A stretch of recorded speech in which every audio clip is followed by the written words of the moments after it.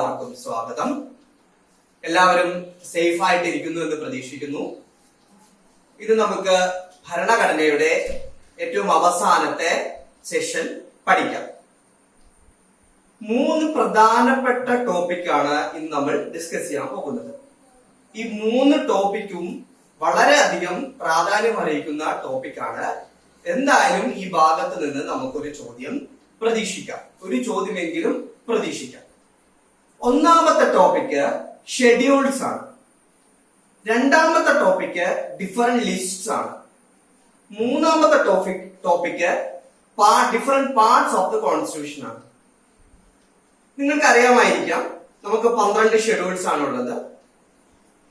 ഈ 12 ഷെഡ്യൂൾസില് ഒരു ഷെഡ്യൂൾസ് ഒഴികെ ബാക്കി 11 ഷെഡ്യൂൾസും വളരെ ഇമ്പോർട്ടന്റ് ആണ്. ഈ 11 ഷെഡ്യൂൾസും നമ്മൾ പഠിക്കേണ്ടതായിട്ടുണ്ട്. അതുകൂടാതെ തന്നെ ഡിഫറെന്റ് ലിസ്റ്റ് 3 ലിസ്റ്റ് ഉണ്ട്, നിങ്ങൾക്ക് അറിയാമല്ലോ. State list, concurrent list, union list. ഈ 3 ലിസ്റ്റിലും വരുന്ന സബ്ജക്ട്സ് ഏതൊക്കെയാണെന്ന് ചോദിച്ചു കണ്ടിട്ടുണ്ട്. അപ്പൊ ഈ 3 ലിസ്റ്റിലും പെടുന്ന പ്രധാനപ്പെട്ട ഡിഫറെന്റ് സബ്ജക്ട്സ് ഏതൊക്കെയാണ് എന്നുള്ള കാര്യം കൂടി നമ്മൾ പഠിച്ചു പോകേണ്ടതായിട്ടുണ്ട്. പിന്നെ പാർട്സ് എത്രയുണ്ട് നിങ്ങൾക്ക് അറിയാമല്ലോ. 25 പാർട്സ് ഉണ്ട്. 25 പാർട്സും നമ്മൾ പഠിക്കേണ്ട ആവശ്യമില്ല. അതിലെ പ്രധാനപ്പെട്ട ചില പാർട്സ് മാത്രം പഠിച്ചു പോയാൽ. ഇപ്പൊ ഷെഡ്യൂൾസിൽ 12-ൽ 11 പഠിക്കണം. 25-ൽ ഏകദേശം 10-12 സെഷൻ പാർട്സ് നമ്മൾ പഠിച്ചാൽ മതിയാണ്.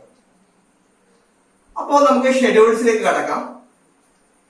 ഷെഡ്യൂൾസ് പക്ഷേ സ്ഥിരമായി ചോദിക്കുന്നുണ്ടെങ്കിലും ഏറ്റവും കൂടുതൽ വിദ്യാർത്ഥികൾ തെറ്റിക്കുന്ന ഒരു ഭാഗം കൂടിയാണ് ഷെഡ്യൂൾസ് എന്നുള്ളത്.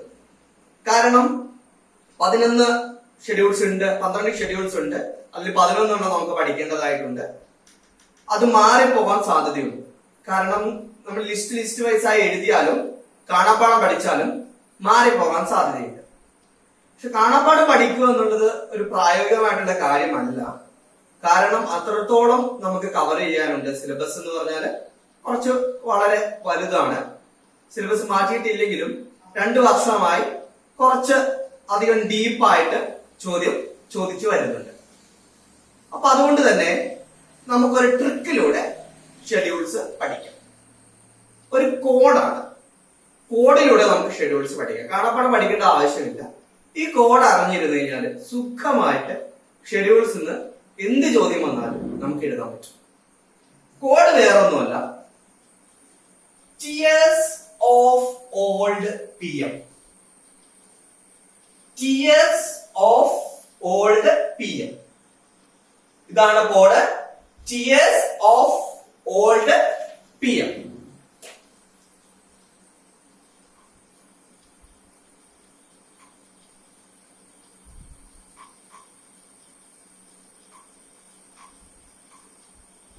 ഒന്ന്, 2, 3, 4, 5, 6, 7, 8, 9, 10, 11, 12. അങ്ങനെ 12 ഷെഡ്യൂൾസ് 12 അക്ഷരങ്ങളായിട്ടാണ് നമ്മൾ പഠിക്കാൻ പോകുന്നത്. ഈ ഓരോന്നിനും ഒരു അബ്രിവേഷൻ ഉണ്ട്. ടിക്ക് അബ്രിവേഷൻ ഉണ്ട്, ഇക്ക് അബ്രിവേഷൻ ഉണ്ട്, എക്ക് അബ്രിവേഷൻ ഉണ്ട്, അങ്ങനെ എമ്മിന് അബ്രിവേഷൻ ഉണ്ട്. അങ്ങനെ 12 അബ്രിവേഷൻസ് ആണ് നമ്മൾ പഠിക്കാൻ പോകുന്നത്.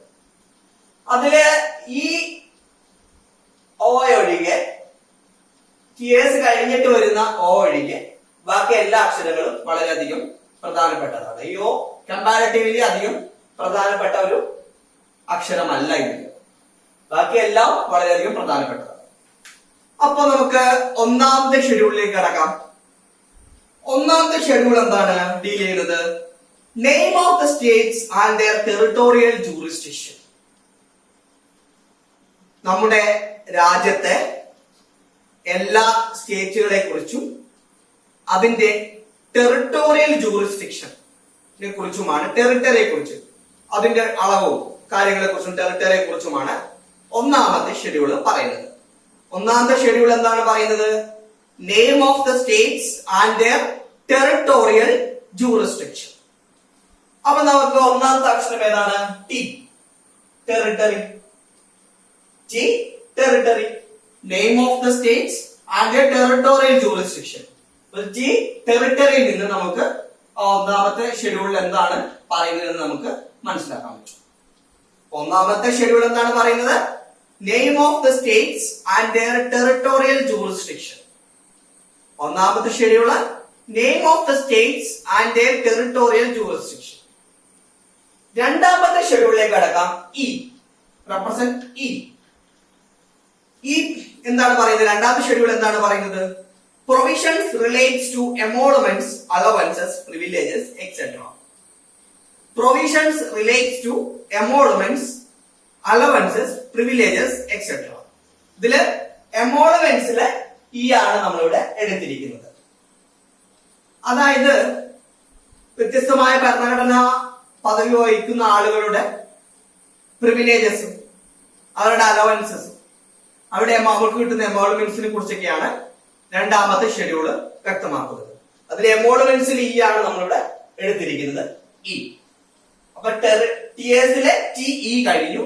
രണ്ട് ഷെഡ്യൂൾ നമ്മൾ പഠിച്ചു കഴിഞ്ഞു. ഇനി മൂന്നാമത്തെ ഷെഡ്യൂൾ എന്താണ് പറയുന്നത്? Forms of oaths or affirmation. മൂന്നാമത്തെ ഷെഡ്യൂൾ പറയുന്നത് forms of oaths or affirmation. അതായത് ഒരു ഭരണഘടനാ പദവി ഏറ്റെടുത്തതിന് ശേഷം സത്യപ്രതിജ്ഞ നടക്കുമല്ലോ. ഇപ്പൊ നമ്മുടെ സ്റ്റേറ്റിൽ സത്യപ്രതിജ്ഞ നടക്കാൻ പോവുകയാണ് പുതിയ മന്ത്രിസഭയുടെ. കൂടാതെ ഭരണഘടനാ പദവി, ഏത് ഭരണഘടനാ പദവി ഏറ്റെടുത്താലും ഒരു സത്യപ്രതിജ്ഞാ ചടങ്ങുണ്ട്. അതിനെ കുറിച്ചൊക്കെ പറയുന്നതാണ് schedule 3. Oaths or affirmations. Forms of oaths or affirmations. അഫർമേഷൻസിലെ എ ആണ് നമ്മളിവിടെ കോഡായിട്ട് എടുത്തിരിക്കുന്നത്. ടിയേഴ്സിലെ എ. അഫർമേഷൻസിലെ എ ആണ് നമ്മളുടെ കോഡായിട്ട് എടുത്തിരിക്കുന്നത്. അപ്പൊ 3 ഷെഡ്യൂൾ നമ്മൾ സിമ്പിൾ ആയിട്ട് പഠിച്ചു കഴിഞ്ഞല്ലോ. ഒന്നാമത്തെ എന്താണ്? T, name of the states and their territorial jurisdiction. രണ്ടാമത്തെ എന്താണ്?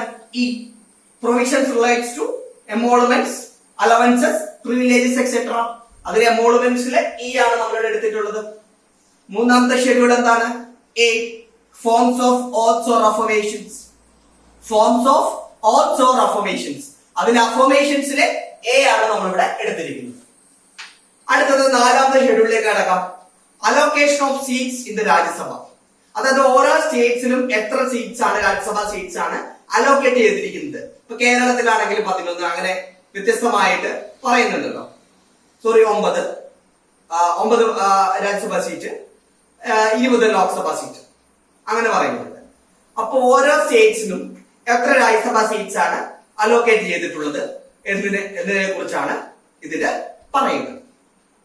ഓക്കെ, അപ്പോ നാലാമത്തെ ഷെഡ്യൂൾ എന്താണ്? Allocation of seats in the Rajya Sabha. നാലാമത്തെ schedule allocation of seats in the Rajya Sabha. അതില് രാജ്യസഭയുടെ 6 ആണ് എടുത്തിട്ടുള്ളത്. രാജ്യസഭയുടെ 6 ലെറ്റർ ആണ് നമ്മൾ കോഡായിട്ട് എടുത്തിരിക്കുന്നത്. ടിയറിന്റെ 6 Rajya Sabha. Allocation of seats in the Rajya Sabha. Okay, അടുത്തത് അപ്പൊ 4 ഷെഡ്യൂൾ നമ്മൾ പഠിച്ചു കഴിഞ്ഞു. ഇനി നമുക്ക് 5ാമത്തെ ഷെഡ്യൂളിലേക്ക് കിടക്കാം. 5ാമത്തെ ഷെഡ്യൂൾ എന്താണ്? Represent code S. എസ് എന്ന കോഡിലാണ് നമ്മൾ 5ാമത്തെ ഷെഡ്യൂൾ പഠിക്കാൻ പോകുന്നത്. എന്താണ്? Provisions relating to the administration and control of scheduled areas and scheduled tribes. Provisions relating to the administration and control of scheduled areas and scheduled tribes. Scheduled areas ഉം scheduled tribes ഉം അധിവസിക്കുന്ന ആളുകളുടെ അവിടുത്തെ അഡ്മിനിസ്ട്രേഷനും അവിടുത്തെ കൺട്രോളുമായി ബന്ധപ്പെട്ടുള്ള കാര്യങ്ങളെ കുറിച്ചാണ് 5ാമത്തെ ഷെഡ്യൂള് വ്യക്തമാക്കുന്നത്. ഓക്കെ, ഇനി നമുക്ക് 6ാമത്തെ ഷെഡ്യൂളിലേക്ക് കടക്കാം. ഇപ്പൊ TAS കഴിഞ്ഞല്ലോ, TEARS കഴിഞ്ഞു. ഒന്നാമത്തെ എന്താ? T, territory, name of the states and their territorial jurisdiction.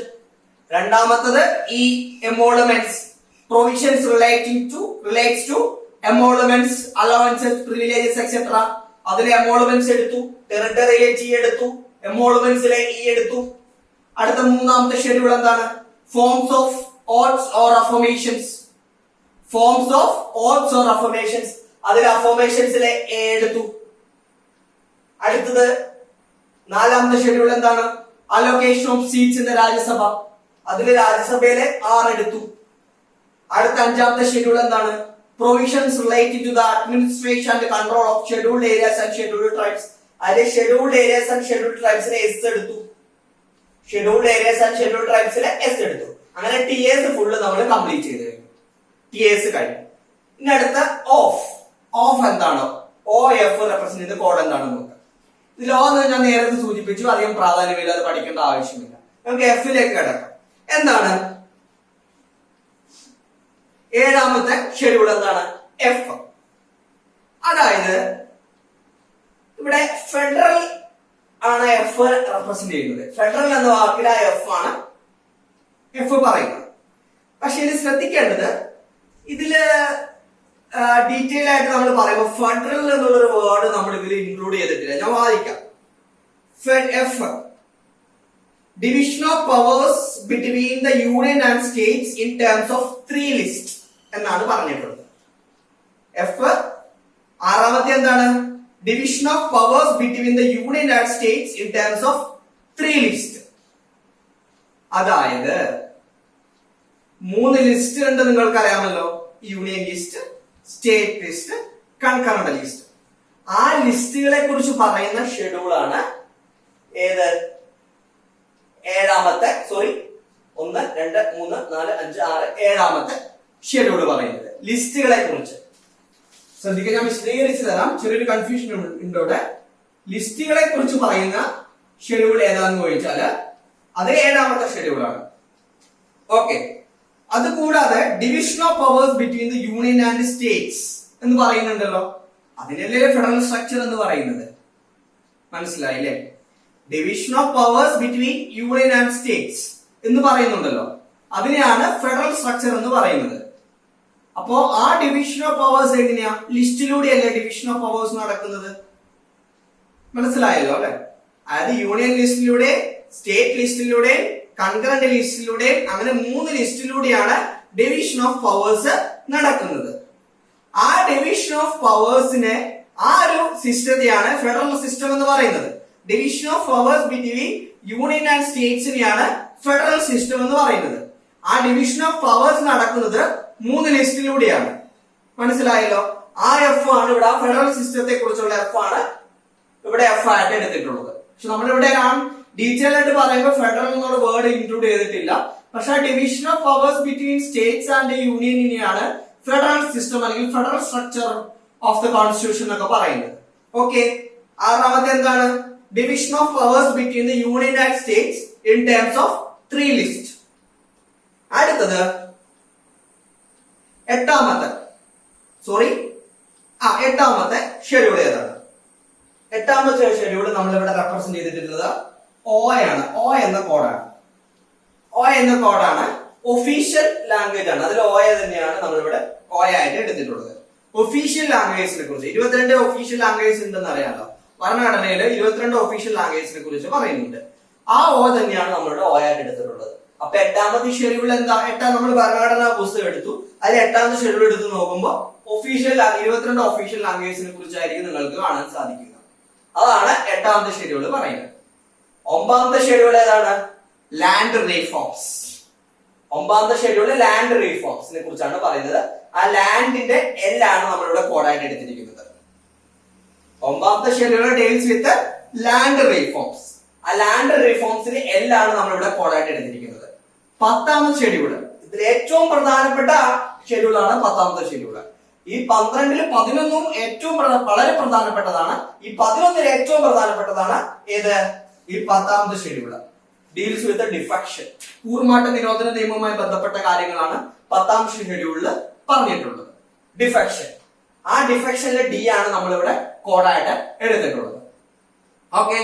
കൂറുമാറ്റ നിരോധന നിയമത്തിലെ ഡിഫക്ഷൻ ആണ് നമ്മളിവിടെ. ആ ഡിഫക്ഷൻ, കൂറുമാറ്റ നിരോധനത്തെ കുറിച്ച് പറയുന്ന കാര്യം, അതായത് നമ്മളിപ്പോ 10ാമത്തെ ഷെഡ്യൂൾ എടുത്തു, ഭരണഘടനയിലെ 10ാമത്തെ ഷെഡ്യൂൾ എടുത്ത് നോക്കി. ഷെഡ്യൂൾ എടുത്ത് നോക്കുമ്പോൾ നമുക്ക് കാണാൻ സാധിക്കുന്നത് ഡിഫക്ഷനെ കുറിച്ചാണ്, കൂറുമാറ്റത്തെ കുറിച്ചാണ് 10ാമത്തെ ഷെഡ്യൂൾ പറയുന്നത്. ആ ഡിഫക്ഷന്റെ D ആണ് നമ്മളിവിടെ കോഡായിട്ട് എടുത്തിട്ടുള്ളത്. അപ്പൊ 10ാമത്തെ ഷെഡ്യൂൾ എന്ത് പറയുന്നു? ഡിഫക്ഷനെ കുറിച്ച് പറയുന്നു. അപ്പൊ TS ഓഫ് ഓൾഡ് നമ്മൾ കംപ്ലീറ്റ് ചെയ്യും. TS of old. അടുത്ത PM. പഴയ രാജാവിന്റെ കണ്ണീർ എന്നും പഠിച്ചാൽ മതി കേട്ടോ. Tears of old P M, അതാണ് കോഡ്. പി എം, പി എന്താണ്? 11ാമത്തെ ഷെഡ്യൂൾ എന്തിനെ കുറിച്ചാണ് പറയുന്നത്? പഞ്ചായത്തിനെ കുറിച്ച് പറയുന്നു. 11ാമത്തെ ഷെഡ്യൂൾ എന്തിനെ കുറിച്ചാണ് പറയുന്നത്? പഞ്ചായത്തിനെ കുറിച്ച് പറയുന്നു. അടുത്ത 12ാമത്തെ ഷെഡ്യൂള് എമ്മിനെങ്കിലും പറയുന്നത് എന്താണ്? അപ്പൊ മുനിസിപ്പാലിറ്റിയെ കുറിച്ച് പറയുന്നു. M municipality, P panchayat, M municipality. Tears of old P M. അപ്പൊ 12 ഷെഡ്യൂൾസ് എന്താ പറയുന്നത്, 11 എന്താ പറയുന്നത് നിങ്ങൾ പറഞ്ഞത് പഠിച്ചാൽ മതി. ഞാൻ ഇതിലൂടെ പറഞ്ഞു പോകാം. 6ാമത്തെ ഷെഡ്യൂൾ എന്താണ്? Other areas. ഇവിടെ നമ്മൾ പറഞ്ഞിട്ടില്ലേ administration of scheduled areas and scheduled tribes നമ്മൾ പറഞ്ഞിട്ടില്ലേ. അതുപോലെ തന്നെ അഡ്മിനിസ്ട്രേഷൻ ഓഫ് അതർ ഏരിയാസിനെ കുറിച്ചാണ് ഏത് പറയുന്നത്?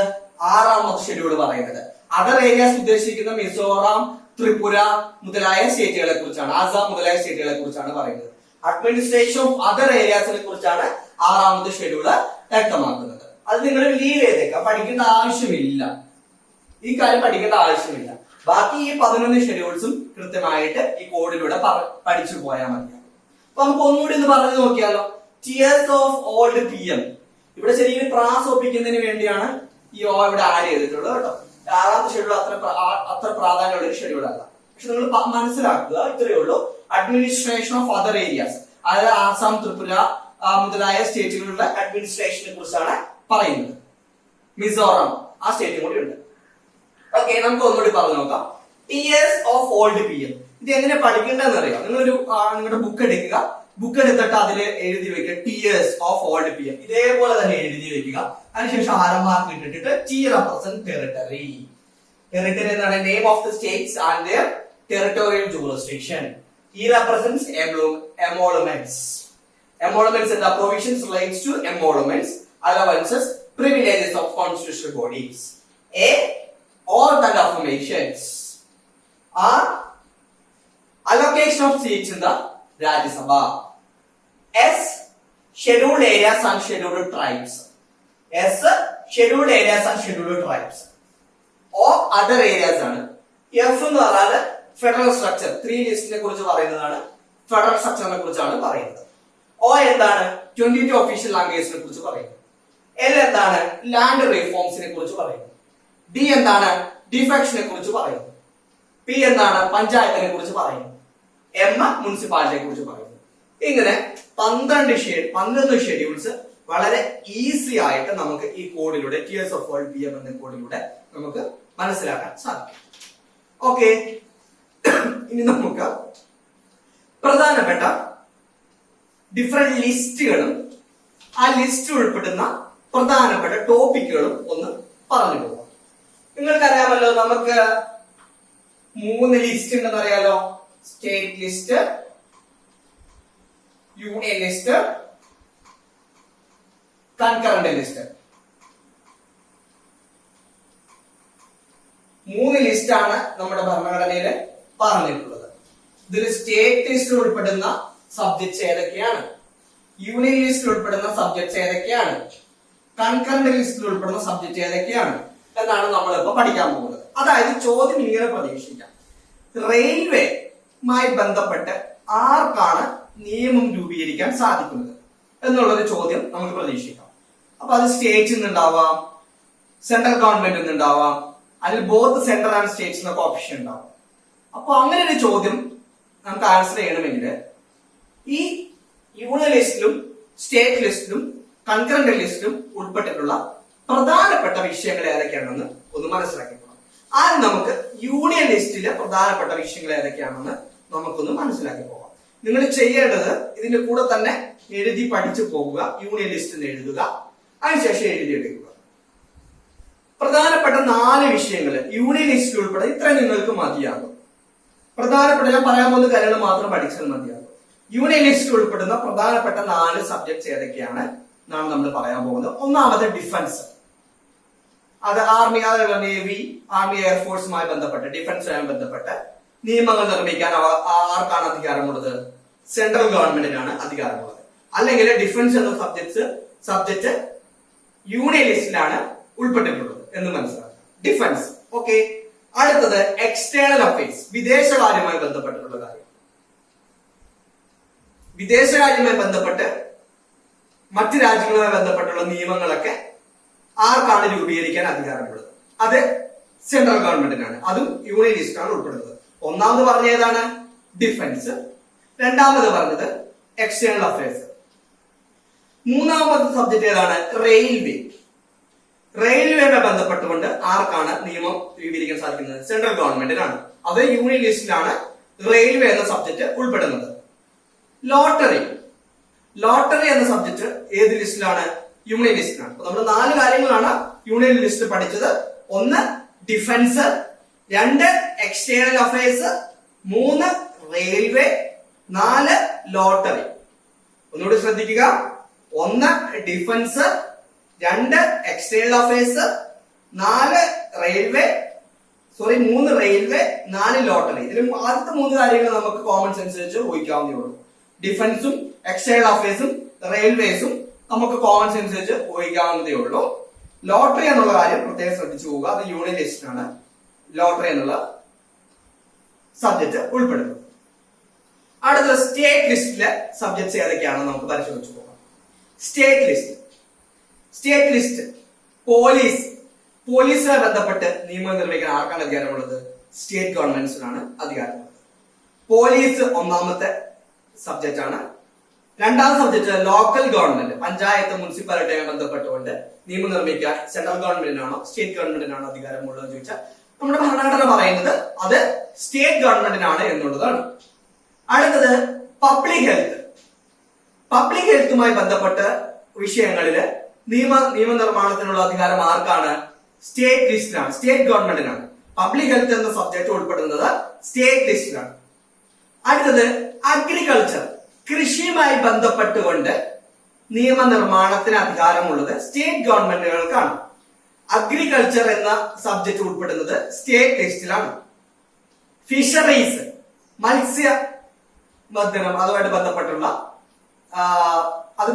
നിയമനിർമ്മാണത്തിനുള്ള അധികാരം സ്റ്റേറ്റ് ഗവൺമെന്റ്സിനാണ്. ഫിഷറീസ് എന്ന സബ്ജക്ട് ഉൾപ്പെടുന്നത് സ്റ്റേറ്റ് ലിസ്റ്റിലാണ്. ശ്രദ്ധിക്കുക. സ്റ്റേറ്റ് ലിസ്റ്റിൽ ഉൾപ്പെടുന്ന ഒന്നാമത്തെ ഏതാണ്? പോലീസ്. രണ്ടാമത്തെ ലോക്കൽ ഗവൺമെന്റ്, മൂന്നാമത്തെ പബ്ലിക് ഹെൽത്ത്, നാലാമത്തെ അഗ്രികൾച്ചർ, അഞ്ചാമത്തെ ഫിഷറീസ്. ഈ 5 സബ്ജക്ട്സും സ്റ്റേറ്റ് ലിസ്റ്റിലാണ്. നിങ്ങളൊരു പേപ്പർ എടുക്കുക, അല്ലെങ്കിൽ നിങ്ങളുടെ ബുക്കിൽ കൃത്യമായിട്ട് എഴുതിയെടുത്ത് പോകേണ്ട കാര്യമാണ്. ചോദ്യം പ്രതീക്ഷിക്കാവുന്ന ഒരു മേഖലയാണ്. ഓക്കെ. അടുത്തത് കൺകറന്റ് ലിസ്റ്റ് ആണ്. കൺകറന്റ് ലിസ്റ്റ് എന്ന് പറഞ്ഞാൽ എന്താണ് നിങ്ങൾക്ക് അറിയാമല്ലോ. Both central government and state government can make law. അപ്പൊ ഒരു കാര്യം നിങ്ങൾ പഠിച്ചിട്ടുണ്ടാവും. പാർലമെന്റ് എന്ന ഭാഗം പഠിച്ചപ്പോൾ നിങ്ങൾ പഠിച്ചിട്ടുണ്ടാകും. ഒരേ വിഷയത്തിൽ തന്നെ സെൻട്രൽ ഗവൺമെന്റും സ്റ്റേറ്റ് ഗവൺമെന്റും ഒരു ലോ ഉണ്ടാക്കി. അപ്പൊ ഏത് ലോ ആണ് നിലനിൽക്കുക എന്ന് വെച്ചാൽ നിങ്ങൾക്ക് അറിയാമല്ലോ. സെൻട്രൽ ഗവൺമെന്റ് അത് 2 കോൺട്രഡിക്ഷൻ ആയിട്ട് ലോ ഉണ്ടാക്കി. അപ്പൊ സെൻട്രൽ ഗവൺമെന്റ് ഉണ്ടാക്കിയ നിയമമായിരിക്കും നിലനിൽക്കുക. സ്റ്റേറ്റ് ഗവൺമെന്റ് ഉണ്ടാക്കിയ നിയമം നിലനിൽക്കില്ല. ആ കാര്യം പ്രത്യേകം ശ്രദ്ധിച്ചു പോകുക. അടുത്ത കൺകറന്റ് ലിസ്റ്റിൽ ഉൾപ്പെടുന്ന, അതായത് both central and state can make law. ഇതിൽ പറഞ്ഞിരിക്കുന്ന സബ്ജക്റ്റുകളുള്ള ബന്ധപ്പെട്ടുകൊണ്ട് സെൻട്രൽ ഗവൺമെന്റിനും സ്റ്റേറ്റ് ഗവൺമെന്റിനും നിയമം നിർമ്മിക്കാൻ സാധിക്കും. ഓക്കെ. അതിൽ ഒന്നാമത്തെ സബ്ജക്റ്റ് ആണ് ഫോറസ്റ്റ്. വനവുമായി ബന്ധപ്പെട്ടുള്ള നിയമങ്ങൾ സെൻട്രൽ ഗവൺമെന്റിനും സ്റ്റേറ്റ് ഗവൺമെന്റിനും രൂപീകരിക്കാവുന്നതാണ്. എഡ്യൂക്കേഷനുമായി, വിദ്യാഭ്യാസവുമായി ബന്ധപ്പെട്ടുള്ള നിയമങ്ങളൊക്കെ സെൻട്രൽ ഗവൺമെന്റിനും സ്റ്റേറ്റ് ഗവൺമെന്റിനും രൂപീകരിക്കാവുന്നതാണ്. ഇലക്ട്രിസിറ്റിയുമായി ബന്ധപ്പെട്ടുള്ള നിയമങ്ങളൊക്കെ both central and state can make law. അങ്ങനെ 3 പ്രധാനപ്പെട്ട subject: forest, education, electricity. Forest, education, electricity. ഇത് 3 ഉൾപ്പെടുന്ന ഏതിലാണ്? കൺകറന്റ് ലിസ്റ്റിലാണ്. ഫോറസ്റ്റ്, എഡ്യൂക്കേഷൻ, ഇലക്ട്രിസിറ്റി 3 ഉൾപ്പെടുന്ന കൺകറന്റ് ലിസ്റ്റിലാണ്. അപ്പൊ യൂണിയൻ ലിസ്റ്റ് ഏതൊക്കെയാണ് നമുക്ക് ഒന്നുകൂടി നോക്കാം. Defence, external affairs, railways, lotteries. അങ്ങനെയാണ് ഈ 4 വിഷയങ്ങളാണ് യൂണിയൻ ലിസ്റ്റിൽ ഉൾപ്പെടുന്നത്. സ്റ്റേറ്റ് ലിസ്റ്റ് ഏതൊക്കെയാണ്? Police, local government, public health, agriculture, fisheries. Concurrent ലിസ്റ്റിൽ ഏതൊക്കെയാണ്? Forest, education, electricity. Forest, education, electricity. അങ്ങനെ നമ്മൾ ഇന്ന് പഠിക്കാൻ ഉദ്ദേശിച്ച 3 ടോപ്പിക്കില് 2 ടോപ്പിക്കുകൾ നമ്മൾ കംപ്ലീറ്റ് ചെയ്തു. അതിൽ ഒന്നാമത്തെ ടോപ്പിക് എന്തായിരുന്നു? Important schedules. Tears of fold PM എന്ന കോഡ് വെച്ച് നമ്മൾ അത് പഠിച്ചു കഴിഞ്ഞു. പിന്നെ 3 ലിസ്റ്റിലും ഉൾപ്പെടുന്ന പ്രധാനപ്പെട്ട സബ്ജക്ട്സുകൾ ഏതൊക്കെയാണ്? യൂണിയൻ ലിസ്റ്റിലും സ്റ്റേറ്റ് ലിസ്റ്റിലും കൺകറന്റ് ലിസ്റ്റിലും ഉൾപ്പെടുന്ന പ്രധാനപ്പെട്ട സബ്ജക്ട്സുകൾ ഏതൊക്കെയാണെന്ന് നമ്മൾ പഠിച്ചു. ഇനി നമ്മൾ മൂന്നാമത്തെ ടോപ്പിക്കിലേക്ക് കടക്കാൻ പോവുകയാണ്. മൂന്നാമത്തെ ടോപ്പിക് എന്തെന്നാൽ പ്രധാനപ്പെട്ട പാർട്സ് ഏതൊക്കെയാണ് എന്നുള്ളതാണ്. 25 പാർട്സ് ഉണ്ട്, നിങ്ങൾക്കറിയാം. ഭരണഘടന നിലവിൽ വരുമ്പോൾ എത്ര പാർട്സ് ഉണ്ടായിരുന്നു? 22 പാർട്സ് ഉണ്ടായിരുന്നു. ഭരണഘടന നിലവിൽ വരുമ്പോൾ എത്ര ഷെഡ്യൂൾസ് ഉണ്ടായിരുന്നു? 8 ഷെഡ്യൂൾസ് ഉണ്ടായിരുന്നുള്ളൂ. ഭരണഘടന നിലവിൽ വരുമ്പോൾ എത്ര ആർട്ടിക്കിൾസ് ഉണ്ടായിരുന്നു? 395 ആർട്ടിക്കിൾസ് ഉണ്ടായിരുന്നു. ഇപ്പൊ 448 ആർട്ടിക്കിൾസും 25 പാർട്സും 12 ഷെഡ്യൂൾസുമാണ് നമ്മുടെ ഭരണഘടനയിൽ ഉള്ളത്. ഇനി നമുക്ക് 25 പാർട്സിൽ ഉൾപ്പെടുന്ന പ്രധാനപ്പെട്ട പാർട്സ്, നിങ്ങൾക്ക് ചോദിക്കാൻ സാധ്യതയുള്ള വളരെ പ്രധാനപ്പെട്ട പാർട്സ് ആണ് നമ്മൾ ഡിസ്കസ് ചെയ്യാൻ പോകുന്നത്. അതിൽ ഒന്നാമത്തെ പാർട്സ് എന്താണ്? നിങ്ങൾക്കറിയാം, നമ്മൾ ഭരണഘടന പഠിക്കുമ്പോൾ ഓരോ ഭാഗം പഠിക്കുമ്പോഴും കൃത്യമായി പാർട്സ് പറഞ്ഞാണ് നമ്മൾ പറഞ്ഞു പോയിട്ടുള്ളത്. ഒന്നാമത്തെ പാർട്ട് ഏതാണ്? എന്നതിനെ കുറിച്ചാണ് പറയുന്നത്. Union and its territory. ഒന്നാമത്തെ പാർട്ട് ഏതാണ്? Union and its territory. ഒന്നാമത്തെ part union and its territory. യൂണിയനെ കുറിച്ചും അതിന്റെ ടെറിട്ടറിയെ കുറിച്ചുമാണ് ഒന്നാമത്തെ പാർട്ടില് പറയുന്നത്. രണ്ടാമത്തെ പാർട്ട് എന്തായിരുന്നു? രണ്ടാമത്തെ പാർട്ട് ഡീൽസ് വിത്ത് സിറ്റിസൺഷിപ്പ്. ഓർക്കുന്നുണ്ടല്ലോ അല്ലെ? രണ്ടാമത്തെ part deals with, second part deals with citizenship. ഒന്നാമത്തെ part union and its territory. ശ്രദ്ധിക്കുക, ഒന്നാമത്തെ part union and its territory, രണ്ടാമത്തെ part citizenship.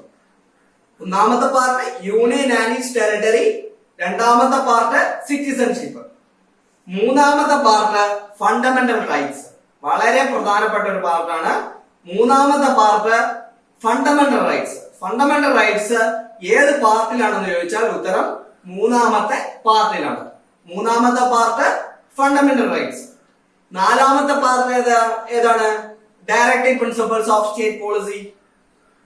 4 directive principles of state policy. 4A എന്താണ്? Fundamental duties. 4A fundamental duties. അപ്പൊ ഒന്നുകൂടി പറയാം. ഒന്നാമത്തെ part union and its territory, രണ്ടാമത്തെ പാർട്ട് സിറ്റിസൺഷിപ്പ്, മൂന്നാമത്തെ പാർട്ട് ഫണ്ടമെന്റൽ റൈറ്റ്സ്, നാലാമത്തെ part directive principles of state policy. 4A എന്താണ്? Fundamental duties. ഓക്കെ, ഇനി അടുത്ത പാർട്ട്, അഞ്ചാമത്തെ പാർട്ട് ദ യൂണിയൻ. അഞ്ചാമത്തെ പാർട്ട് സെൻട്രൽ ഗവൺമെന്റിനെ കുറിച്ച് പറയുന്ന, യൂണിയനെ കുറിച്ചാണ് പറയുന്നത്. യൂണിയൻ എക്സിക്യൂട്ടീവിനെ കുറിച്ച് പറയുന്നതാണ്. ഏത്? സെൻട്രൽ ഗവൺമെന്റിനെ കുറിച്ചല്ല, യൂണിയൻ എക്സിക്യൂട്ടീവിനെ കുറിച്ച് മുഴുവനായിട്ട് പറയുന്നത് പാർട്ടാണ് അഞ്ചാമത്തെ പാർട്ട്. അഞ്ചാമത്തെ പാർട്ട് ദ യൂണിയൻ. ആറാമത്തെ പാർട്ട് ദ സ്റ്റേറ്റ്സ്. സ്റ്റേറ്റിനെ കുറിച്ച് പറയുന്നതാണ് ആറാമത്തെ പാർട്ട്. അടുത്തത് എട്ടാമത്തെ പാർട്ടാണ്. എട്ടാമത്തെ പാർട്ട് യൂണിയൻ ടെറിട്ടറിയെ കുറിച്ചാണ്. ശ്രദ്ധിക്കുക, ഏഴാമത്തെ പാർട്ടല്ല, എട്ടാമത്തെ പാർട്ടാണ് യൂണിയൻ ടെറിട്ടറിയെ കുറിച്ച് പറയുന്നത്. എട്ടാമത്തെ പാർട്ട് യൂണിയൻ ടെറിട്ടറി. ഒമ്പതാമത്തെ പാർട്ട് പഞ്ചായത്ത്. ഒമ്പതാമത്തെ part panchayat. 9A municipality, 9B cooperative society. വളരെ പ്രധാനപ്പെട്ട രണ്ട് പാർട്ടാണ് 9Aയും 9Bയും. 9A and 9B. 9A deals with the municipalities, 9B deals with the cooperative societies. 9A deals with the municipalities, 9B deals with the cooperative societies. അപ്പൊ ഒന്നുകൂടി പറഞ്ഞു പോവാം. ഒന്നാമത്തെ part union and its territory കൂടെ പറയുക. രണ്ടാമത്തെ പാർട്ട് സിറ്റിസൺഷിപ്പ്, മൂന്നാമത്തെ part fundamental rights, നാലാമത്തെ part directive principle of state policy, 4A fundamental duties, അഞ്ചാമത്തെ പാർട്ട് യൂണിയൻ എക്സിക്യൂട്ടീവ്, ആറാമത്തെ പാർട്ട് സ്റ്റേറ്റ്സ്, ഏഴാമത്തെ അല്ല എട്ടാമത്തെ പാർട്ട് യൂണിയൻ ടെറിട്ടറീസ്, ഒമ്പതാമത്തെ part panchayat, 9A municipalities, 9B cooperative societies. Okay, ഇത്രയും നമുക്ക് പഠിക്കാം. ഒന്നുകൂടി പറഞ്ഞു നോക്കാം. ഒന്നാമത്തെ part union and its territory, രണ്ടാമത്തെ പാർട്ട് സിറ്റിസൺഷിപ്പ്, മൂന്നാമത്തെ പാർട്ട് ഫണ്ടമെന്റൽ റൈറ്റ്സ്, നാലാമത്തെ part directive principle of state policy, 4A എന്താണ്? ഫണ്ടമെന്റൽ ഡ്യൂട്ടീസ്, അഞ്ചാമത്തെ പാർട്ട് യൂണിയൻ എക്സിക്യൂട്ടീവ്, ആറാമത്തെ പാർട്ട് സ്റ്റേറ്റ്സ്, എട്ടാമത്തെ പാർട്ട് യൂണിയൻ ടെറിട്ടറീസ്, ഒമ്പതാമത്തെ part panchayat, 9A municipalities, 9B cooperative societies. ഇങ്ങനെയാണ് പഠിക്കുന്നത്. ഓക്കെ, ഇനി നമുക്ക് അടുത്ത പ്രധാനപ്പെട്ട പാർട്ടാണ് 15ാമത്തെ പാർട്ട്. നേരെ 9Bയിൽ നിന്ന് 15ാമത്തെ പാർട്ടിലേക്ക് നമ്മൾ പോവുകയാണ്. 15ാമത്തെ പാർട്ട് ഡീൽസ് വിത്ത് എലക്ഷൻസ്. 15ാമത്തെ part deals with 15th part deals with elections. Okay, അടുത്ത പ്രധാനപ്പെട്ട പാർട്ട് 17ആണ്. 17th part. 17th part deals with official language. 17th part deals with official language. 15ാമത്തെ പാർട്ട് എലക്ഷൻ. 17ാമത്തെ പാർട്ട് ഏതാണ്? Official language. ഒന്നാമത്തെ part ഏതാ? Union and its territory. രണ്ടാമത്തെ part ഏതാ? സിറ്റിസൺഷിപ്പ്. മൂന്നാമത്തെ പാർട്ട് ഫണ്ടമെന്റൽ റൈറ്റ്സ്. നാലാമത്തെ part director principle of state policy. 4A ഏതാണ്? Fundamental duties.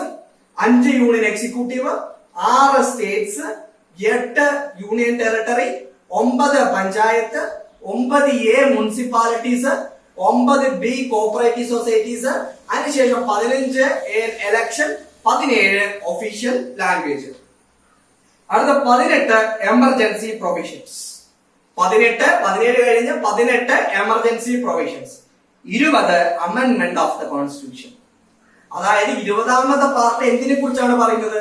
ഭരണഘടനാ ഭേദഗതിയെ കുറിച്ചാണ് പറയുന്നത്. 18ാമത്തെ പാർട്ട് എന്തിനെ കുറിച്ചാണ് പറയുന്നത്? എമർജൻസി പ്രൊവിഷൻസിനെ കുറിച്ചാണ് പറയുന്നത്. 17ാമത്തെ പാർട്ട് എന്തിനെ കുറിച്ചാണ് പറയുന്നത്? ഒഫീഷ്യൽ ലാംഗ്വേജിനെ കുറിച്ചാണ് പറയുന്നത്. 15ാമത്തെ പാർട്ട് ഇലക്ഷനെ കുറിച്ച് പറയുന്നു. 9B കോപ്പറേറ്റീവ് സൊസൈറ്റിയെ കുറിച്ച് പറയുന്നു. 9A മുനിസിപ്പാലിറ്റിയെ കുറിച്ച് പറയുന്നു. 9 പഞ്ചായത്തിനെ കുറിച്ച് പറയുന്നു. 8ാമത്തെ പാർട്ട് യൂണിയൻ ടെറിട്ടറിയെ കുറിച്ച് പറയുന്നു. 6ാമത്തെ പാർട്ട് സ്റ്റേറ്റ്സിനെ കുറിച്ച് പറയുന്നു. 5ാമത്തെ പാർട്ട് യൂണിയനെ കുറിച്ച് പറയുന്നു. 4ാമത്തെ part director principle of state പോളിസിയെ കുറിച്ച് പറയുന്നു. 4A ഫണ്ടമെന്റൽ ഡ്യൂട്ടീസിനെ കുറിച്ച് പറയുന്നു. 3ാമത്തെ പാർട്ട് ഫണ്ടമെന്റൽ റൈറ്റ്സിനെ കുറിച്ച് പറയുന്നു. 2ാമത്തെ പാർട്ട് സിറ്റിസൺഷിപ്പിനെ കുറിച്ച് പറയുന്നു. 1ാമത്തെ പാർട്ട് യൂണിയൻ ആൻഡ് ഇറ്റ്സ് ടെറിട്ടറിയെ കുറിച്ച് പറയുന്നു. എളുപ്പമല്ലേ പഠിക്കാൻ? 1ാമത്തെ part union and its territory, 2ാമത്തെ പാർട്ട് സിറ്റിസൺഷിപ്പ്, 3ാമത്തെ പാർട്ട് ഫണ്ടമെന്റൽ റൈറ്റ്സ്, 4ാമത്തെ part director principle of state policy, 4A fundamental duties, 5ാമത്തെ പാർട്ട് യൂണിയൻ എക്സിക്യൂട്ടീവ്, 6ാമത്തെ പാർട്ട് സ്റ്റേറ്റ്സ്, 8ാമത്തെ പാർട്ട് യൂണിയൻ ടെറിട്ടറീസ്, 9ാമത്തെ part panchayat, 9A municipalities, 9B cooperative societies, 15 ഇലക്ഷനെ കുറിച്ച് പറയുന്നു, 17 ഒഫീഷ്യൽ ലാംഗ്വേജിനെ കുറിച്ച് പറയുന്നു, 18 എമർജൻസി പ്രൊവിഷനെ കുറിച്ച് പറയുന്നു, 20 അമെൻഡ്മെന്റ് ഓഫ് ദ കോൺസ്റ്റിറ്റ്യൂഷനെ കുറിച്ച് പറയുന്നു. അങ്ങനെ എത്രയാണ്? 2, 4, 6, 8, 10, 12, 14 പാർട്സ് നിങ്ങൾ പഠിച്ചാൽ മതിയാവും. 25ലെ 14 പാർട്സ് നിങ്ങൾ പഠിച്ചാൽ മതിയാകും. ഈ പാർട്സ് പഠിച്ചാൽ മതി. ഇതിൽ നിന്ന് ചോദ്യം ഉണ്ടാകാൻ സാധ്യതയുണ്ട്. കാരണം നിങ്ങൾക്ക് ചോദിക്കാൻ സാധ്യതയുള്ള പാർട്സ് ആണ് ഇവിടെ ക്രമീകരിച്ചിരിക്കുന്നത്. ഇത് മാത്രം പഠിച്ചാൽ മതിയാകും. 14 പാർട്സ്. ഓക്കെ, അപ്പൊ നമ്മൾ ഇന്ന് എന്തൊക്കെയാണ് പഠിച്ചത് എന്ന് ഒന്നുകൂടി നമുക്ക് റിവൈസ് ചെയ്ത് പോകാം. ഭരണഘടനാ ക്ലാസ് ഇതോടുകൂടി അവസാനിക്കുകയാണ്. എല്ലാ ഭാഗങ്ങളും നമ്മൾ കവർ ചെയ്തിട്ടുണ്ട്. ഭരണഘടനയിൽ നിങ്ങൾക്ക് ചോദ്യം ചോദിക്കാൻ സാധ്യതയുള്ള എല്ലാ ഭാഗങ്ങളും കവർ ചെയ്തിട്ടുണ്ട്. ഇനി നിങ്ങൾക്ക് ഭരണഘടനയിൽ നിന്ന് ചോദിക്കാൻ സാധ്യതയുള്ള ജഡ്ജ്മെന്റ്സ് എന്നുള്ളൊരു ഭാഗമാണ്, പ്രധാനപ്പെട്ട ജഡ്ജ്മെന്റ്സ്. അത് നമ്മൾ നമ്മുടെ ടെലിഗ്രാം ഗ്രൂപ്പിൽ ജഡ്ജ്മെന്റ്സ് എന്ന പ്രോഗ്രാമും കൂടി നമ്മൾ നടത്തുന്നുണ്ട്. അപ്പൊ ഭരണഘടന ഫുള്ള് കംപ്ലീറ്റ് ചെയ്തിട്ടുണ്ട്. ഒരു ഭാഗം പോലും വിട്ടുപോയിട്ടില്ല. എല്ലാ ഭാഗങ്ങളും എല്ലാ പാർട്സും നമ്മൾ ഡിസ്കസ് ചെയ്തിട്ടുണ്ട്. അതുകൂടാതെ തന്നെ പ്രധാനപ്പെട്ട ആർട്ടിക്കിൾസ് നമ്മൾ ഡിസ്കസ് ചെയ്തിട്ടുണ്ട്. പ്രധാനപ്പെട്ട ഷെഡ്യൂൾസ് പറഞ്ഞു, പാർട്സ് പറഞ്ഞു, ഇമ്പോർട്ടന്റ് അമെൻഡ്മെന്റ്സ് പറഞ്ഞു. അപ്പൊ നമുക്ക് ഇന്ന് പഠിച്ച 3 ടോപ്പിക്കുകൾ ഒന്നുകൂടി നമുക്ക് പറഞ്ഞു പോകാം. ഇന്ന് പഠിച്ച 3 ടോപ്പിക്കുകൾ ഏതൊക്കെയാണ്? ഒന്നാമത്തെ ടോപ്പിക്ക് ഷെഡ്യൂൾസിനെ കുറിച്ചാണ് നമ്മൾ പറഞ്ഞത്. ഞാൻ നേരത്തെ പറഞ്ഞു 12ല് ഈ 6ാമത്തെ ഒഴിച്ച് ബാക്കി 11 ഷെഡ്യൂൾസും വളരെയധികം ഇമ്പോർട്ടന്റ് ആണ്. ഷെഡ്യൂൾസ് പഠിക്കാൻ GS ഓഫ് ഓൾഡ് PM എന്ന ഈ കോഡ് അറിഞ്ഞിരിക്കുക. GS of old PM. G territory, E emoluments, A affirmations, R Rajya Sabha, S. Administration, control of scheduled areas and scheduled tribes. O. Administration and control of other areas. F. Federal system അല്ലെങ്കിൽ ലിസ്റ്റിനെ കുറിച്ച് പറയുന്നു. O. Official languageനെ കുറിച്ച് പറയുന്നു. L. Land reformsനെ കുറിച്ച് പറയുന്നു. D. Defectionനെ കുറിച്ച് പറയുന്നു. P. പഞ്ചായത്തിനെ കുറിച്ച് പറയുന്നു. M. മുനിസിപ്പാലിറ്റിയെ കുറിച്ച് പറയുന്നു. അങ്ങനെ 12 ഷെഡ്യൂൾസ് ആണ്. അതിൽ 11 കാര്യങ്ങളെ കുറിച്ചും ഈ കോഡ് വെച്ച് നമുക്ക് വളരെ സിമ്പിൾ ആയിട്ട് മനസ്സിലാക്കാൻ വേണ്ടിയുള്ളൂ. അതാണ് നമ്മൾ പഠിച്ച ഒന്നാമത്തെ ടോപ്പിക്. നമ്മൾ പഠിച്ച രണ്ടാമത്തെ ടോപ്പിക് എന്താണ്? 3 ലിസ്റ്റുകളും അതിൽ ഉൾപ്പെടുന്ന പ്രധാനപ്പെട്ട സബ്ജക്ട്സുകളും ഏതൊക്കെയാണെന്നുള്ള കാര്യമാണ് നമ്മൾ രണ്ടാമത്തെ ടോപ്പിക്കായി പഠിച്ചത്. യൂണിയൻ ലിസ്റ്റിലെ defence, external affairs, railways, lotteries. Defence, external affairs, railways, lotteries. ഇങ്ങനെ 4 സബ്ജക്ട്സ് ആണ് യൂണിയൻ ലിസ്റ്റിൽ ഉൾപ്പെടുന്നത്. സ്റ്റേറ്റ് ലിസ്റ്റിൽ ഉൾപ്പെടുന്നത് police, local government, public health, agriculture, fisheries. ഇങ്ങനെ 5 സബ്ജക്ട്സ്, പ്രധാനപ്പെട്ട 5 സബ്ജക്ട്സ്. കൺകറന്റ് ലിസ്റ്റില് forest, education, electricity. Forest, education, electricity. Okay, ഇനി നമ്മൾ പഠിച്ച 14 പാർട്സ് നമുക്കൊന്ന് പറഞ്ഞു നോക്കാം. 25 പാർട്സിൽ മൂന്നാമത്തെ ടോപ്പിക് നമ്മൾ പ്രധാനപ്പെട്ട പാർട്സ് ആണ് പഠിച്ചത്. 25 പാർട്സിൽ 14 പഠിച്ചാൽ മതി. ഒന്നാമത്തെ പാർട്ട് എന്താണ്? Union and its territory. രണ്ടാമത്തെ സിറ്റിസൺഷിപ്പ്. മൂന്നാമത്തെ ഫണ്ടമെന്റൽ റൈറ്റ്സ്. നാലാമത്തെ director principle of state policy. 4A fundamental duties ആണ് നമ്മൾ പഠിച്ചത്. 5ാമത്തെ യൂണിയൻ എക്സിക്യൂട്ടീവ്. 6ാമത്തെ സ്റ്റേറ്റ്സ്. 8ാമത്തെ യൂണിയൻ ടെറിട്ടറി. 9ാമത്തെ പഞ്ചായത്ത്. 9A municipality. 9B എന്താണ്? Cooperative society. അതിനുശേഷം നമ്മൾ നേരെ പോയതിലേക്കാണ് 15ലാണ്. 15ലേക്കാണ് പോയത് election. 17 official language. 18 emergency provisions. 20 amendment of the constitution. അങ്ങനെ പ്രധാനപ്പെട്ട 14 പാർട്സ് ആണ് നമ്മൾ പഠിച്ചത്. ഇനി ഒരു ചെറിയൊരു ഭാഗം കൂടി നിങ്ങൾക്ക് പഠിക്കാനുള്ളത് എമർജൻസി പ്രൊവിഷൻസ് ആണ്. അമെൻഡ്മെന്റ് ഓഫ് ദ കോൺസ്റ്റിറ്റ്യൂഷൻ ആണ്. അതായത് simple majority, absolute majority, special majority. ഇതെന്തൊക്കെയാണ് എന്നുള്ള കാര്യം കൂടി നമുക്ക് ജസ്റ്റ് ചെറിയൊരു ടോപ്പിക് പോലെ നമുക്ക് പഠിക്കാനുണ്ട്. അത് നമുക്ക് ഇനിയിപ്പോ GK ക്ലാസ് ആണെങ്കിൽ GK ക്ലാസിന്റെ കൂടെ നമുക്കത് പഠിക്കാവുന്നതേ ഉള്ളൂ. Special majority, simple majority, absolute majority, different രീതിയിൽ ഭരണഘടന എങ്ങനെ അമെൻഡ് ചെയ്യും എന്നതിനെ കുറിച്ചാണ് ഈ മെജോറിറ്റിയെ കുറിച്ച് പറയുന്നത്. നിങ്ങൾ ഒരുപക്ഷെ പാർലമെന്റ് പഠിച്ചപ്പോൾ പഠിച്ചിട്ടുണ്ടാകും. പക്ഷെ അത് സെപ്പറേറ്റ് ടോപ്പിക് ആയിട്ട് നിങ്ങൾക്ക് നമ്മൾ എടുത്തു തരാം. GKയുടെ ടോപ്പിക്കിലൂടെ നമുക്കത് പഠിക്കാം. അപ്പോ ഭരണഘടന ഇവിടെ അവസാനിക്കുകയാണ്. ഭരണഘടന ക്ലാസ് പ്രത്യേകം സെഷനിൽ നിങ്ങൾ ആദ്യം തൊട്ട് ഒന്ന് കേട്ടു നോക്കുക. ഭരണഘടന വളരെയധികം പ്രാധാന്യം അറിയിക്കുന്ന ഒരു ടോപ്പിക്കാണ്. 20ഓളം ചോദ്യങ്ങൾ അടുത്ത ക്ലീനിൽ നിങ്ങൾക്ക് ഉണ്ടാകും. ഭരണഘടനയാണ് ബേസ്. ആ ബേസ് ഉറപ്പിക്കുക എന്നുള്ളത് വളരെ പ്രാധാന്യം അറിയിക്കുന്ന കാര്യമാണ്. ഇനി നമ്മുടെ ഗ്രൂപ്പിൽ സ്ഥിരമായി ചോദ്യം വരുന്നതാണ്, എന്നായിരിക്കും പരീക്ഷ, എന്നാണ് നോട്ടിഫിക്കേഷൻ വരിക എന്നുള്ളതാണ് ചോദ്യം സ്ഥിരമായി ചോദിക്കുന്നുണ്ട്. നമ്മൾ മനസ്സിലാക്കേണ്ട കാര്യം, ഏപ്രിൽ മെയ് മാസങ്ങളിലാണ് 2 വർഷമായി സാധാരണ ക്ലീ നടക്കാറ്. നേരത്തെ ഓഗസ്റ്റിലൊക്കെയാണ് നടക്കാറ്. അത് സെപ്റ്റംബർ ഒക്ടോബർ വരെയൊക്കെ പോയ വർഷമുണ്ട്. ഞാനൊക്കെ എഴുതുമ്പോൾ ഒക്ടോബറിലൊക്കെയാണ് നടന്നതാണ് എന്റെ ഓർമ്മ. വളരെയധികം വൈകിയിരുന്നു. ഇത്തവണയും കഴിഞ്ഞ വർഷം ഏപ്രിലാണ് എക്സാം നടക്കേണ്ടത്. ഏപ്രിൽ മെയ് മാസങ്ങളിലാണ് എക്സാം നടക്കേണ്ടിയിരുന്നത്.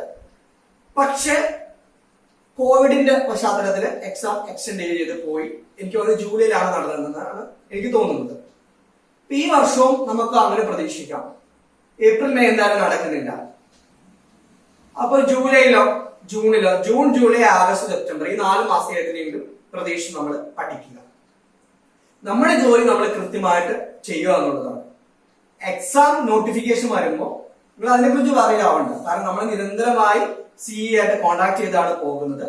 എക്സാം നോട്ടിഫിക്കേഷനെ കുറിച്ചുള്ള വിവരങ്ങളും പരീക്ഷയെ കുറിച്ചുള്ള വിവരങ്ങളും നമ്മുടെ ഗ്രൂപ്പിൽ ഇടുന്നതാണ്. അതിനെക്കുറിച്ച് നിങ്ങൾ പറയാവുന്ന, നിങ്ങൾ കൃത്യമായി പഠിച്ചു പോവുക എന്നുള്ളതാണ്. കണ്ട ക്ലാസ്സുകൾ വീണ്ടും വീണ്ടും കാണുക, കറണ്ട് അഫയേഴ്സ് നോക്കുക, GK പഠിച്ചു പോകുക, ഇംഗ്ലീഷിൽ മാക്സിമം വൊക്കാബുലറി ഡെവലപ്പ് ചെയ്യുക. ഇംഗ്ലീഷ് ഗ്രാമർ വെറുതെ പഠിച്ചിട്ട് ഒരു കാര്യമില്ല. കാരണം ക്ലീക്ക് ചോദിക്കുന്നത് ഗ്രാമർ അല്ല, വൊക്കാബുലറി ആണ് ക്ലീക്ക് ചോദിക്കുന്നത്. അപ്പൊ ഒരു ദിവസം ഒരു 5 ആന്റോണിംസും 5 സിനോണിംസും വെച്ച് പഠിച്ചു പോകുക. മാക്സിമം കോംപ്രിഹെൻഷൻസും ക്വസ്റ്റ്യൻസ് ചെയ്ത് നോക്കുക. പിന്നെ അതുകൂടാതെ തന്നെ വൊക്കാബുലറി ഡെവലപ്പ് ചെയ്യാൻ വേണ്ടി ശ്രമിക്കുക. പാരാജമ്പിൾസ് ഒക്കെ ചോദിക്കുന്നുണ്ട്, പാരാജമ്പിൾസ് ക്വസ്റ്റ്യൻസ് ഒക്കെ ചെയ്ത് നോക്കുക. ഓൺലൈനായിട്ട് ഇംഗ്ലീഷ് ക്യൂസസ് ഒക്കെ അറ്റൻഡ് ചെയ്യുക, പാരാജമ്പിൾസ് ചെയ്ത് നോക്കുക. കോംപ്രിഹെൻഷൻ പാരഗ്രാഫ് വന്നിട്ട് അതിൽ നിന്നുള്ള ക്വസ്റ്റ്യൻസ്, ആന്റോണിയസ് സിനോണിയസ് മാക്സിമം ഡെവലപ്പ് ചെയ്യുക. മാക്സിമം വൊക്കാബുലറി കളക്ഷൻ ഉണ്ടാക്കാൻ വേണ്ടി ശ്രദ്ധിക്കുക. അതിന് ചെയ്യേണ്ടത് ഞാൻ നേരത്തെ പറഞ്ഞ പോലെ തന്നെ ഒരു ദിവസം 5 ആന്റോണിയസ് സിനോണിംസ് വെച്ച് പഠിച്ചു പോകുക. മാക്സിമം ഇംഗ്ലീഷ് ഓൺലൈൻ ആയിട്ടുള്ള ക്യൂസസ് ഒക്കെ അറ്റൻഡ് ചെയ്യുക. അങ്ങനെയാണ് ഇംഗ്ലീഷ് ഡെവലപ്പ് ചെയ്യാൻ വേണ്ടി ശ്രമിക്കുന്നത്. ഓക്കെ, അപ്പോ പരീക്ഷയുടെ കാര്യം ഞാൻ ഒന്നുകൂടി പറയുകയാണ്. നമുക്ക് ഈ 4 മാസങ്ങളിൽ, ജൂൺ, ജൂലൈ, ആഗസ്റ്റ്, സെപ്റ്റംബർ, ഈ 4 മാസങ്ങളിൽ ഏതെങ്കിലും മാസം നമുക്ക് പരീക്ഷ എക്സ്പെക്ട് ചെയ്യാം. കോവിഡ് കാരണം നമുക്ക് എന്നാണ് വരിക എന്ന് നമുക്ക് ഒന്നും പറയാൻ സാധിക്കില്ല. www.ce.kerala.org എന്ന സൈറ്റിലാണ് നമ്മുടെ നോട്ടിഫിക്കേഷൻ വരിക. ആ സൈറ്റ് അടക്കം ചെക്ക് ചെയ്ത് നല്ലതായിരിക്കും. നിങ്ങൾ ചെക്ക് ചെയ്തതിലും കുഴപ്പമില്ല. ഞാൻ നേരത്തെ പറഞ്ഞ പോലെ തന്നെ CE ആയിട്ട് കോൺടാക്ട് ചെയ്യുന്നുണ്ട്. അപ്പൊ എന്നാണ് നോട്ടിഫിക്കേഷൻ വരുന്നത് എന്നതിനെ കുറിച്ച് കൃത്യമായിട്ട് നമ്മൾ നിങ്ങളെ അറിയിക്കുന്നതാണ്. നിങ്ങൾ കൃത്യമായിട്ട് പഠിച്ചു പോകുക. പിന്നെ ശ്രദ്ധിക്കേണ്ടത് ലൈവ് ക്ലാസ്, നമ്മൾ റെക്കോർഡഡ് ക്ലാസ് നമ്മുടെ ആപ്പിൽ അപ്ലോഡ് ചെയ്യുന്നുണ്ട്. അത് അപ്ലോഡ് ചെയ്യുന്നത് ചില കുട്ടികൾ അടിയന്തര സാഹചര്യം ഉള്ളതുകൊണ്ട് ലൈവ് ക്ലാസ് മിസ് ചെയ്യുന്നുണ്ട്. അതുകൊണ്ടാണ് നമ്മൾ ആപ്പിൽ അപ്ലോഡ് ചെയ്യുന്നത് കൂടി മനസ്സിലാക്കുക. ലൈവ് ക്ലാസ് തന്നെ അറ്റൻഡ് ചെയ്യുക. കാരണം അതിനുശേഷം ലൈവ് ക്ലാസ്സിന്റെ അവസാനം നിങ്ങൾക്ക് ഡൗട്ട് ക്ലിയറൻസ് സെഷൻ ഒക്കെ ഉണ്ടാകുന്നതാണ്. അപ്പൊ അതൊക്കെ നിങ്ങൾക്ക് ചോദിക്കാവുന്നതാണ് ഏറ്റവും അവസാനം. ഓക്കെ, അതുകൂടാതെ തന്നെ വളരെ പ്രധാനപ്പെട്ട ഒരു കാര്യം പറയാനുള്ളത്, കുട്ടികൾ പരീക്ഷ എഴുതുന്ന എണ്ണം വളരെ കുറവാണ്. നമ്മളിപ്പോ ഏകദേശം 36ഓളം 37ഓളം മോക്ക് ടെസ്റ്റ് നമ്മുടെ ആപ്പിൽ അപ്ലോഡ് ചെയ്തിട്ടുണ്ട്. പക്ഷെ അത് എഴുതുന്ന കുട്ടികളുടെ എണ്ണം വളരെ അധികം കുറവാണ്. അത് പരമാവധി എത്രയോ മോക്ക് ടെസ്റ്റ് എഴുതുന്നു അത്രയധികം നിങ്ങൾക്ക് ഗുണം ചെയ്യുന്നുള്ള കാര്യം നിങ്ങൾ പ്രത്യേകം ശ്രദ്ധിക്കുക. പരീക്ഷ അറ്റൻഡ് ചെയ്യാൻ വേണ്ടി മാർക്ക് കുറഞ്ഞാലും നിങ്ങൾ വിഷമിക്കേണ്ട ആവശ്യമില്ല. വീണ്ടും വീണ്ടും വീണ്ടും പരീക്ഷ ടൈം വെച്ചിട്ട് എഴുതാൻ വേണ്ടി ശ്രമിക്കുക എന്നുള്ള കാര്യം കൂടി പറയുകയാണ്. കുട്ടികൾ പരീക്ഷ എഴുതുന്ന കാര്യത്തിൽ വളരെയധികം ശ്രദ്ധിക്കേണ്ടതായിട്ടുണ്ട്. ഓക്കെ, അടുത്ത ക്ലാസ്സിൽ കാണാം. Thank you.